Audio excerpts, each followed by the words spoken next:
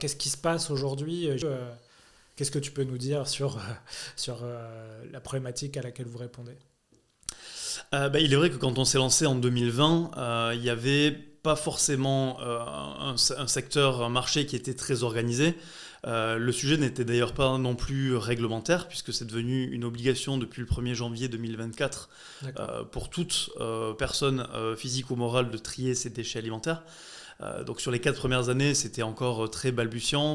On répondait effectivement à une problématique plutôt de gens qui se disaient j'ai envie de bien faire, mais je ne sais pas vraiment par où commencer parce que si je veux trier mes déchets alimentaires, notamment pour une entreprise ou pour un restaurant, ça suppose d'avoir un volontaire dans l'entreprise ou ça suppose d'avoir quelqu'un de l'équipe du restaurant qui va faire l'action volontaire d'aller jusque au composteur dans un jardin ou jusque dans un méthaniseur si c'est la finalité souhaitée.